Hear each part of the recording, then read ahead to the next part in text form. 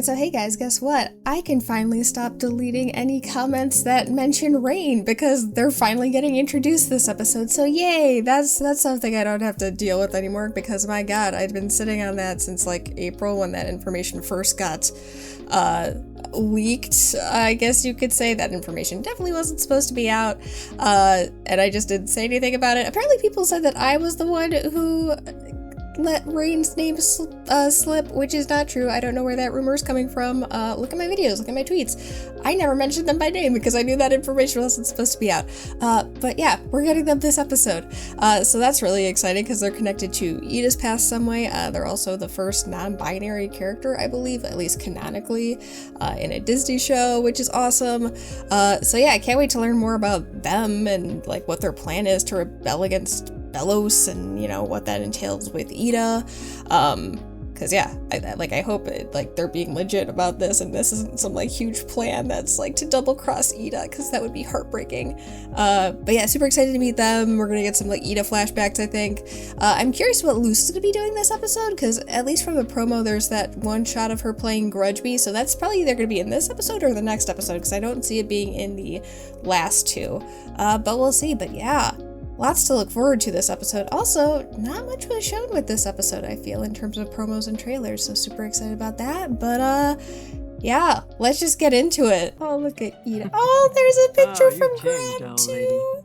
You have, Ida. Luce has changed you for the better. Look at this. Oh, man, look at them. Yeah, 10.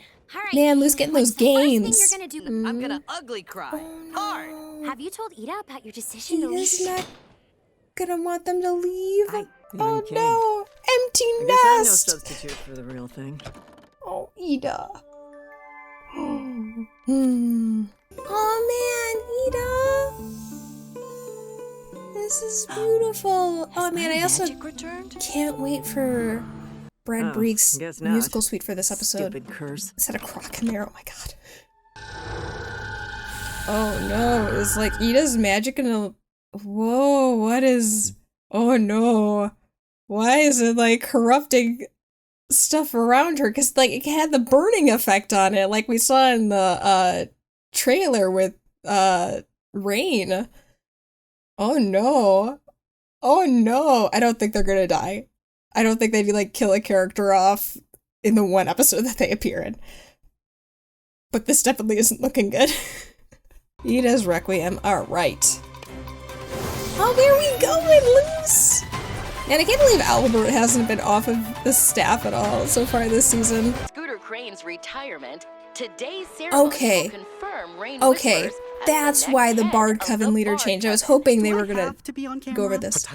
Just say something. I mean, you got it. Oh no, this is oh no, the wrong. Bard that has stage fright. Oh no. I'm telling you, get Amity. Amity was able to make it work. Oh my gosh! Hootie! No! Why would you do such a thing? I was able to get the mouse back safely, but he needs to recover. He's traumatized. We're gonna enter the competition and get King on camera to send a message to his dad. Oh, cool. Oh, that's great. Oh no, Ida. She doesn't want her babies to leave. Wanna head back out while your tummy's empty? Okay. Let's go. Man, King, I feel you. I get such bad motion sickness. Finally. Oh, apple blood. The baby apple blood. Powerless witch. Oh, Powerless? Man, just turned his head around. Oh man, this is so cool that we get to see Bard magic be used. We all agreed on the script. hey, fanfic girl. Mute the music of good to see you still kicking. They take your magic. Man, this is so cool. We are the Bards against the throne, aka Bats. All right, that makes sense. That makes sense with the masks now. I am surprised that no one has put together that Raine is part of the rebellion, even though they literally look and sound the same. Oh man, I am so happy that fanfic writer girl is still doing good. You could let me join your little team. Mm-hmm. Is that any way to treat an old friend? Raine Whispers? Mm-hmm. Too bad they're not very good at it. Ida, you're embarrassing me in front of my crew. She doesn't seem man, they're all so cute. Look at them. Raine, I know why you're really here. See, you'd be a mess without me. Oh, this is so sweet. You know, you can't run from your And fears so forever, pretty. which is why you... And that's when we formed the Bards Against the Throne. The bats. AKA The bats! Oh. Oh man, look at you go, Luce. Training montage. You've always got Uncle Hooty's shoulder to lean on. You don't have any shoulders! Lean on me. Let me be your emotional support. Hooty really is the best emotional support, though. Raid points? They have like the arm. Every wild witch in a coven before the day Oh, of this is doom. so cool. I love this. Don't worry, kids. Mama's got a plan. You're not our mom. If the first team is Oh man, also this Bard Coven magic is so Derwin cool. and Katya will distract the second team by skin for it out. Katya? Is that her name? Deal. Belos has less reach outside the cities. Interesting. Okay. Oh, I feel like Actually this is helped people gonna this time. catch up to them, and things are not gonna go well. Rainstorm. Rain Haven't heard that specifically. in a minute. Is it because she's cursed that it's like corrupting stuff around her? Bye, Mama Ida. Yeah, that's not good. We're gonna see like Rain burn up. Oh, look at you, Gus. Gus was dad. Oh my god. Is fleeting. I love how gross this show gets. It's wonderful. Oh no. Is she gonna have to leave? I know you're busy, but And not gonna see them It's win? fine. Oh man, that's so cool. That feels Oh better. man. Looks like we missed a Beastkeeping few. and Abomination. Okay. Oh boy. Yeah, I mean, I figured this was gonna catch up to them at some point, but More like stank epiderm. good one, King. And that's where this shot comes in. Yeah. This place is disgusting. You're the Abomination. What? You work with goop. Oh. Okay. Didn't know like, Abomination magic could do that. Not again. I know. You'll get out eventually, I'm sure. Oh yeah, let's see some beastkeeping. Oh, that's cool. Oh, that invisibility glyph coming in. Nice. See? She's learning from Luce. Say no more, Rainstorm. What's the plan? Oh no. I think I can make that work in our favor. Oh, you're gonna ruin their magic? Okay.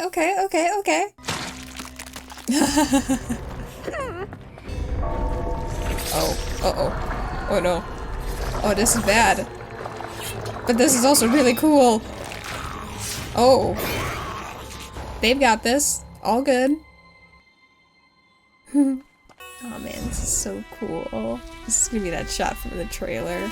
I hope nothing bad happens to Raine. Again, I don't think they're gonna die, but I just hope nothing bad happens to them. I wouldn't be surprised if they get found out by the end of this episode, though.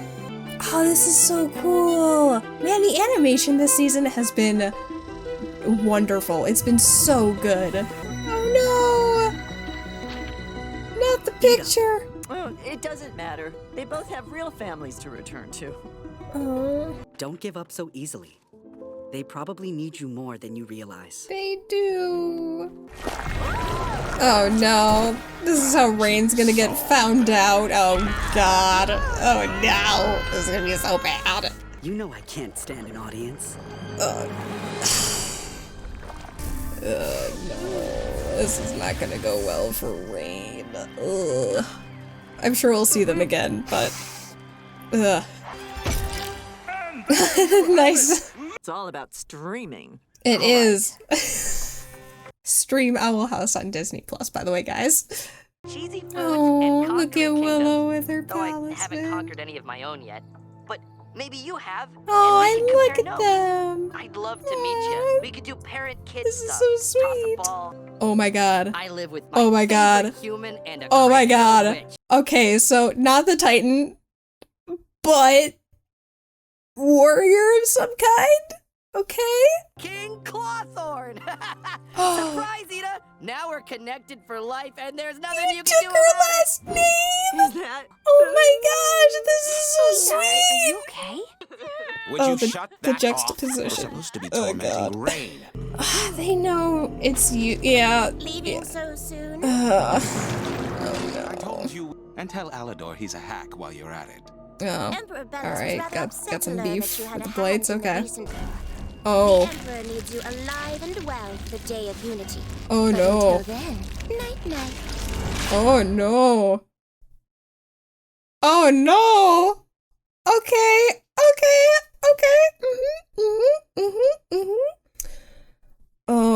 Okay. So Bellows can control the coven heads to an extent with their seals. Needs Raine alive for the Day of Unity, so can't kill them. Also probably gonna be really good bait to get to Ida and Luce if need be.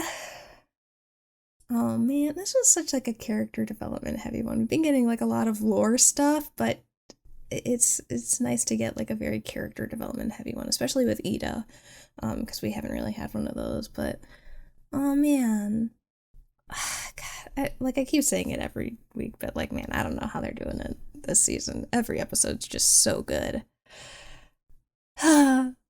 So after Raine's name floating around for a while, seriously, I first learned about Raine back in April. We finally have their formal introduction into the show with Ida's Requiem. Not only that, but we also learned a lot about Ida and her relationship with Luce and King, a first look at two of the other coven heads, Darius and Eberwolf, and a glimpse at King's father. But before we get into any of that, let's go over our secret messages. From last season, our episode title message was "A Witch Loses a True Way." Since the official Disney press site has released the remaining episode titles for the first half of the season, we now have Seek the Key. The key is very important in getting Luce home, and we now have Philip's journal entries to go along with that. Now Luce already has the key, so there is likely something else that she'll need to get back. And I'm guessing it has something to do with the portal door. But until we get the second half of the season, that's what we have for our Season 2 episode title message. But we also have our symbol message. From last season, we have two witches torn apart, now alone, 2 hearts of stone, a curse of feathers and mud, a betrayal of blood. Now since last episode, the mud thing is a bit more interesting considering Bellows' state. Whether this really is referring to Bellows, we'll have to wait and see what the remainder of the Season 2 message is. The first season's message seemed to fit pretty well with Ida, Lilith, and the curse, but there is the possibility that it expands to Season 2. But so far we have Seething Seas and Puppet Strings, he. The symbols for this episode are found on the Coven banner. When decoded, it says no. Now grammatically, the way this would make sense would be if the following word is longer, so he no longer. But if for whatever reason this is a mistake with the characters, it could be any of these. There have been a few times the vowels don't match up to the word, but something like this would be a pretty big mistake. So hopefully the next word is longer and this message will make more sense. But the main question is still, who is the puppet? This could be about Bellows, but there is also the possibility it could be referring to Hunter. Is Bellows using him for his plan? Especially if the theory of Hunter being related to Philip is true and Bellows needs him for the Day of Unity. But we'll just have to wait a bit longer for more words to get a better idea. So with the messages and codes out of the way, let's get into the relevant plot, lore, and world building for this episode. We first see Ida going over her to-do list, which includes getting a new coat for Luce, check the Itchy Boy aka King for a flea check, pay the water bill, clean hoodie maybe, and burn old dress. Like Ida, I think this new outfit is definitely a glow up, but you don't have to burn the old one. We also see a picture of Ida, Luce, and King from Grom, and I just love that this is the third time a picture from Grom has shown up. Amity keeps hers on her, Bump has one in his scrapbook, and Ida keeps one on her vanity. But Ida really has changed from the rebellious outlaw to still that, but far more responsible, compassionate, and maternal. And in this episode, we'll see how Ida really does view Luce and King as her kids. I mean, look at her watching the two work out. That's a proud and loving mom look right there. Ida overhears their conversation though about King's plans once he meets his dad. One of which is moving out at some point, and the other, as we find out later, is legally changing his name to be a Clawthorne. But of course, Ida can't know that now, so she has to believe that King wants to leave her, and we see how she deals with that thought in this episode. Ida definitely has some empty nest syndrome in the works since she knows Luce and King won't stay around forever, and the empty nest thing also works thematically with the whole owl thing. And I think that because she feels that Luce and King will leave her soon and they are growing beyond the point of needing her, Ida becomes a little bit more reckless this episode as a way to distract herself and cope. I mean, Ida literally says a few seconds later that her loot is a good distraction. And I like that Ida was about to put the photo into her keepsake chest,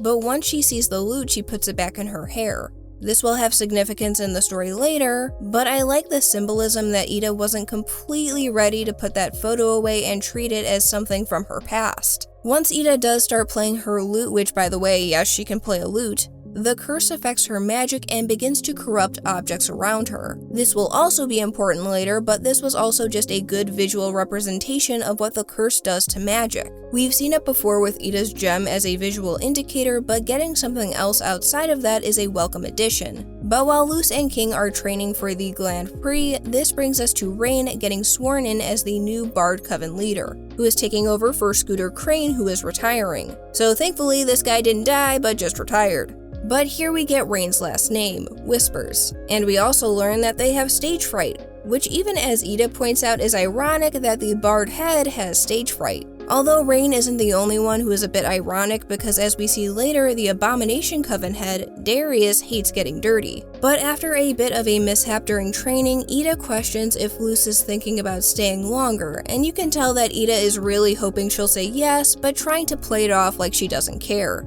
We also learn that Luce is still trying to get the Echo Mouse to share more journal entries. And Luce, I keep saying, Amity got it to work that first time, you should really just ask her. And also, was this a Guardians of Ga'Hoole reference? Hooty, the guardian owl of Gahoot, has protected you once more! Gahoot!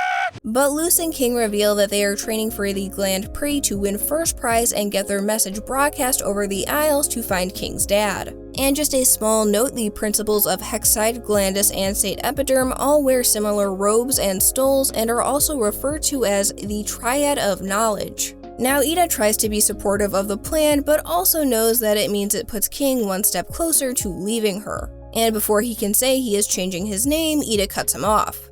I mean, come on, we gotta save the big reveal for the end of the episode. But this brings us to Grim Grub's pub, where Ida tries to help a demon hunter who is being taken by the Emperor's Coven. And she gets some backup from a disguised Raine and the Bards against the throne, aka the Bats. Now Ida knows that it's Raine and also wants to join the Bats, which makes sense for Ida. Spend some time with an old friend, rebel against Bellows, cause a bit of chaos, and distract herself from Luce and King. It's kind of a no-brainer for Ida in this moment. But we also find out that Ida was the one who inspired Raine to form the Bats. Years ago, Raine ditched a performance to spend time with Ida, and she offers the advice of not running from your fears and getting the jump on them. Once Raine started teaching for the Bard Coven, they discovered how awful the Emperor's Coven was, and they carefully moved up the ranks to find allies and formed the Bats, who consist of the new characters Amber and Derwin and returning character Katya, aka Fanfic Girl. And knowing that Ida could be a valuable asset, Raine lets her join the group. After Ida dodges the confrontation with King again, she goes to help with the plan for the Bats. Also notice how Ida did her hair like in the flashback with Raine. But here we get the information from last episode that Bellows wants every wild witch in a coven before the Day of Unity. By joining a coven, this is stealing magic from witches since other forms of magic are cut off.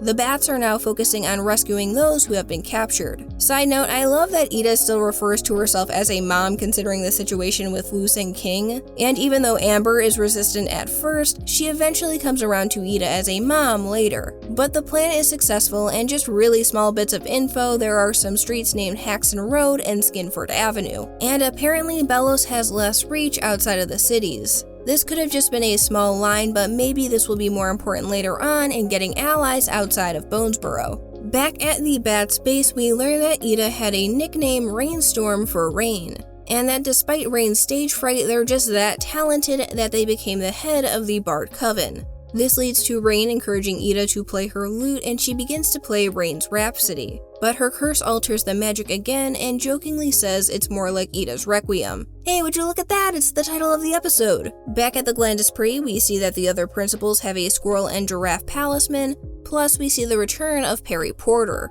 Ida is still avoiding confrontation with King, but says they'll talk when he and Luce win. Also, shout out to whoever designed the Cup of Ephemeral Glory. Now, while the pre is going on, Ida gets a call from Raine about another raid. However, this is a trap set by Coven heads Eberwolf of the Beastkeeping Coven and Darius of the Abomination Coven. They are able to capture Katya, Derwin, and Amber and send them to the Conformatorium. And I'm sure you'll eventually get out again, Katya, I just know it. But thanks to Ida's quick thinking of her using her boots to make tracks and an invisibility glyph, she and Raine are able to trick the two. We also get to see a bit of beastkeeping magic and abomination magic like tracking, and Darius being able to transform his whole body into an abomination. Now Raine tells Ida more about the Day of Unity and that it is a spell but needs every head witch to do it. This is more or less what we learned last episode. But Raine suggests taking out Darius and Eberwolf to prevent the Day of Unity from happening.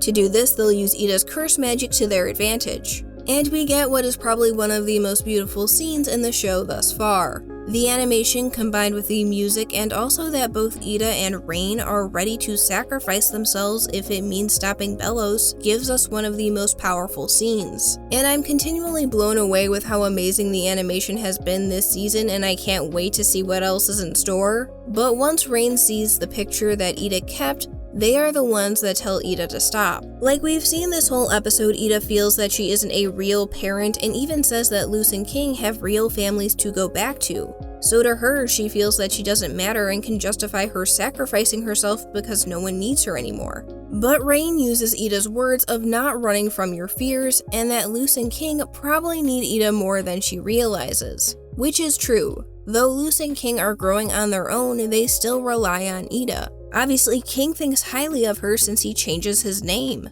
But Darius is able to capture Raine and Ida, but Raine makes the sacrifice to let Ida escape. Knowing that she has kids to look after and also just caring about her, Raine sees Ida as the one who needs to make it out of here. And this is hard for Ida because she just reunited with an old friend and now they're getting taken away again. But she can't let Raine's sacrifice be in vain and has to press on, heading back to the pre. Luce wins 5th place due to King's vomiting, but we get to see Gavin again, who has a badger talisman, and we also see the uniform for St. Epiderm. Now, even though they lost, Ida records a video to send out to the Isles so King can still get his message out. And yes, streaming is more popular now. Please stream the first 5 episodes of Season 2 of The Owl House on Disney+. But King's message makes its rounds to Willow, the Blight siblings, and presumably King's dad himself. Now, his dad seems to be traveling since he has a wagon, so he's not staying in one spot. And based on the fact that he saw the video and the backgrounds in this shot, this also means that he is on the Isles and not in another realm. So this debunked a few theories. But then we get the big reveal that King wanted to legally change his last name to be Clawthorne since Ida raised him. This would have been emotional enough on its own, but considering that Ida thought that King was going to leave, the news is even more overwhelming. But back with Raine, they try to escape, but are caught by Kikimora with one of the Blight's abomatons. And Darius apparently has some issues with Alador since he has a petty request for Kikimora to tell him that he is a hack. Now, if you look at the flashback in Youngblood Old Souls, there is a student who looks like Darius. And we know that this is Alador and Odalia, so maybe there is some history with Alador and Darius back from their school days. Or Darius just doesn't like what Alador does with his products at Blight Industries. But Raine isn't going to be petrified since they are needed for the Day of Unity, and finding a replacement would be too much of a hassle. Kikimora also reveals her other eye that we see from the intro, and we see that Raine's seal can actually be used to restrain them. Now, this definitely won't be the last we see of Raine since they are needed, but I feel they will either be bait for Ida or get controlled to turn against Ida. Either way, it's not looking good, but Raine was a welcome addition to the show, and I look forward to seeing them again because they were such a wonderful character. So with all the plot and lore out of the way, let's get into character development. The A-plot and B-plot worked well together for this episode, with Ida thinking she really isn't a parent and Luce and King genuinely seeing her as such.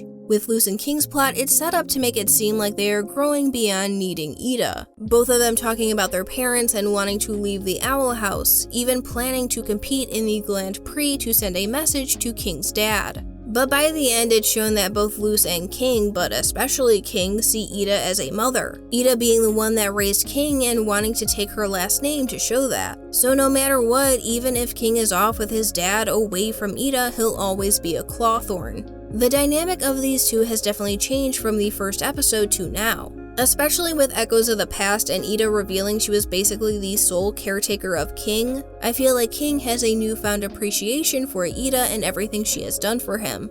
And while Luce doesn't change her name, you know that she sees Ida as another maternal figure. I mean, back in Young Blood Old Souls, she basically had the choice of choosing to save Ida or Camilla, and because Luce is so clever, she essentially chose to save both. While Luce and King are growing on their own and looking to move on beyond the Owl House and Ida, they'll still be a family no matter what. And Luce and King will always rely on Ida even if she doesn't know it. Now Ida in all of this is trying to detach herself from this new role she has found herself in and also grown to love. For much of Ida's life she's always been alone, and yes she had King, but things really changed when Luce came into the picture. Since then she's really grown into this maternal role and it's become the new norm. But now Luce and King are both looking at leaving to get back with their parents, as Ida says their real parents. And what they have looks to be slipping through her fingers. And she's caught between wanting to let go and let Luce and King have their lives beyond her, and holding on to the two people who have changed her life for the better. It's a complex situation, and we see Ida not wanting to face it by constantly avoiding what King wants to talk about and looking for distractions. That's why Raine and the bats are the perfect opportunity, because she'll have something else to focus on. Now Ida's relationship with Raine is interesting. Based on the photo from Wing It Like Witches, the two go way back to their school years. And it's pretty clear there are some romantic feelings between the two. Whether they dated in the past and it didn't work out, or they just kind of danced around it, there are still some feelings there. But what I like is that this episode didn't focus on the potential romantic stuff, but rather the two reconnecting after several years. I also like that this showed two older characters getting flustered around each other. I feel that's not something we see too often, especially in a show aimed at younger viewers. And I liked that this wasn't a trope of two friends going separate ways and holding a grudge. Ida is never mad at Raine for joining the Emperor's Coven, and Raine isn't mad at Ida for being the Owl Lady and defying Belos. Both are very understanding and supportive of each other. Raine even being inspired by Ida earlier on to take action against the Emperor's Coven and led them down the path that they took. I feel like in their relationship, Ida was the more extroverted one who pushed Raine out of their shell, and Raine was the more calm voice of reason who would be able to reel Ida back in. They definitely complement each other personality-wise. When we get to the trap set by Darius and Eberwolf, Raine wants to use Ida's curse as an advantage. And this is probably the first time anyone has really looked at Ida's curse as a benefit, which shows that Raine loves everything about Ida and doesn't look down on her because of her curse. And it isn't until Raine realizes that Ida has Luce and King to look after that they step in and decide against using the curse magic since it would have affected them too. In this moment, Ida feels like she has nothing else to live for since it looks like Luce and King will be leaving soon and can justify the sacrifice. But Raine sees this as Ida leaving behind the people who need her even though she may not realize it. Raine also realizes that Ida is using this as a distraction and putting herself in danger to run away from her problems. Even though Raine has never met Luce or King, they're wise enough to know that they rely on Ida and love her. And Ida can't just leave them behind. So Raine promises to find another way to stop Belos' plan without putting Ida's life at stake. I already talked about how Ida having Luce and King to go back to was a contributing factor in Raine sacrificing themselves to save Ida. But also Raine knows that the Day of Unity can't happen without them. While Raine wasn't willing to let Ida sacrifice herself, they were still willing to take the risk and get petrified because it would mean Belos could be stopped. And while they won't be petrified, they still will be known as a traitor among the Emperor's Coven, which doesn't bode well. Now I think Raine is a very emotional character, but that also makes them very perceptive to others' feelings. They were easily able to read Ida and be that voice of encouragement for not throwing everything away. And overall, I think they're just very compassionate in following in Ida's footsteps to rebel against Belos and help others. I know before this episode even aired, Raine was a popular character, and I feel Ida's Requiem will just add to that. But with Raine's sacrifice, I feel like Ida will fight even harder for herself, Luce, and King going forward. And now with King taking her last name, I feel like she'll really start seeing the family she has around her. I think this was really the first big Ida episode for this season.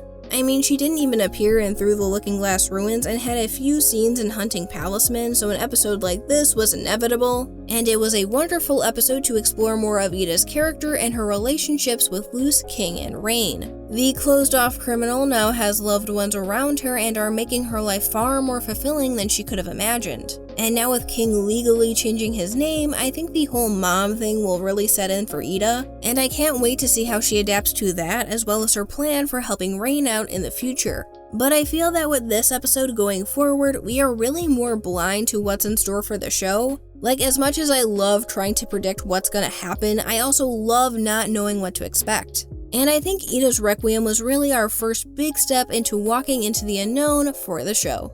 Thank you so much for watching, I hope you have a fantastic day, and until next time guys, take care.